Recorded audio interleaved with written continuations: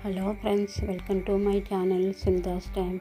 ഇന്നൊരു സ്പെഷ്യൽ ബ്രേക്ക്ഫാസ്റ്റുമായിട്ടാണ് വന്നിരിക്കുന്നത്. ഇതിനാവശ്യമായ 1 കപ്പ് പൊരി എടുത്തിട്ടുണ്ട്.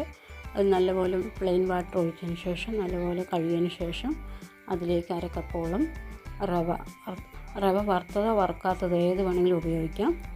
അതിനുശേഷം 1/4 കപ്പോളം നല്ല കട്ട തൈര് ആഡ് ചെയ്തതിന് ശേഷം ആവശ്യത്തിന് ഉപ്പ് ആഡ് ചെയ്തതിന് ശേഷം നല്ലപോലെ മിക്സ് ചെയ്ത് എടുക്കുക. അതിനുശേഷം ഇതേപോലെ ഒന്ന് നല്ലപോലെ ചപ്പാത്തി കുഴയ്ക്കുന്ന പോലെ കുഴച്ച് വെച്ചതിന് ശേഷം നമ്മൾ കൈവെള്ളയിൽ വെച്ച് ഉരുളകളാക്കി ഇതേപോലെ കട്ട്ലറ്റ് പരുവത്തിൽ നമുക്കൊന്ന് പരത്തിയെടുക്കാം. ഏത് ഷേപ്പ് വേണമെങ്കിലും നമുക്ക് പരത്തിയെടുക്കാവുന്നതാണ്. ഇതേപോലെ പരത്തിയെടുത്തതിന് ശേഷം നമുക്കിതൊരു പാത്രത്തിൽ ഡബിൾ ബോയിൽ ചെയ്തെടുക്കാം. ആവശ്യത്തിന് വെള്ളം ഒഴിച്ചതിന് ശേഷം ഇതേപോലെ ഒരു പാത്രം വെച്ചതിന് ശേഷം ഇഡ്ഡലി പാത്രത്തിൽ വേണമെങ്കിലും ചെയ്യാം. ഇതേപോലെ ഇതെല്ലാം വെച്ച് അടച്ചു വെച്ച് വേവിച്ചെടുക്കാം. വേവിച്ചെടുത്തതിന് ശേഷം ഒരു പാനിൽ എണ്ണ ഒഴിച്ചതിന് ശേഷം നമുക്കതിലേക്ക് കടുകും ജീരകം, പച്ചമുളക്, കറിവേപ്പില ഇതെല്ലാം ഒന്നിട്ട് ആവശ്യത്തിന് കുറച്ച് 1/2 ടീസ്പൂണോളം കാശ്മീരി ചില്ലിയും ഗരം മസാലപ്പൊടി ഇട്ടതിന് ശേഷം കുറച്ച് കായംപൊടി ചേർത്തതിന് ശേഷം നല്ലപോലെ ഒന്ന് വേവിച്ചെടുത്ത ഈ കട്ട്ലറ്റ് പോലുള്ള സാധനങ്ങൾ വെച്ചതിന് ശേഷം നമുക്ക് നല്ലപോലെ ഒന്ന് സാൾട്ട് ഇട്ടതിന് ശേഷം ഒന്ന് ഫ്രൈ ചെയ്തെടുക്കാം. അപ്പോൾ ഇത് കഴിക്കാൻ നല്ല ടേസ്റ്റാണ്. ഇതിൻ്റെ തൈരെല്ലാം ഒഴിച്ചതിന് ശേഷം ഒഴിച്ച കാരണം നല്ല ഒരു പുളിപ്പും ഒക്കെ ഉണ്ട്.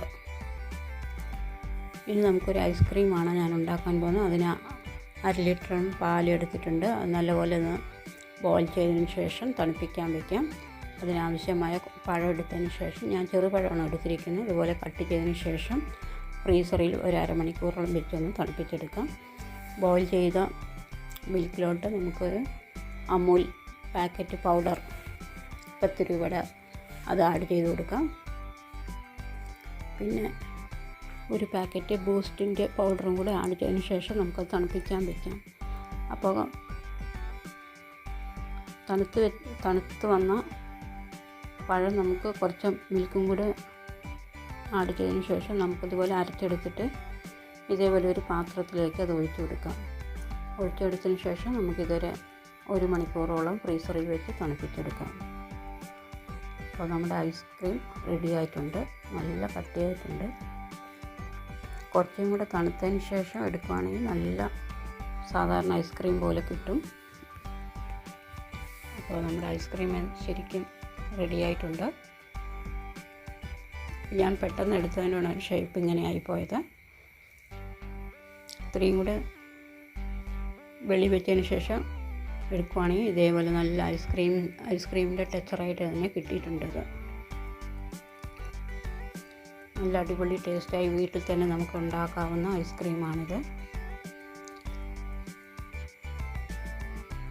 കെമിക്കലൊന്നും ചേർക്കാതെ നമുക്ക് ഐസ്ക്രീം കഴിക്കാൻ വീട്ടിൽ തന്നെ. അപ്പോൾ ഇന്നത്തെ എൻ്റെ 2 റെസിപ്പി ഇഷ്ടമായെങ്കിൽ ഷെയർ ചെയ്യാനും ലൈക്ക് ചെയ്യാനും കമൻറ്റ് ചെയ്യാനും മറക്കല്ലേ. എൻ്റെ ചാനൽ നിങ്ങൾ ഇതുവരെ സബ്സ്ക്രൈബ് ചെയ്തില്ലെങ്കിൽ സബ്സ്ക്രൈബ് ചെയ്യാനും തൊട്ടടുത്ത് ബെല്ല് വേണം എനേബിൾ ചെയ്യാൻ. എങ്കിൽ മാത്രമേ നിങ്ങൾക്ക് നോട്ടിഫിക്കേഷൻ കിട്ടുള്ളൂ. Okay, by.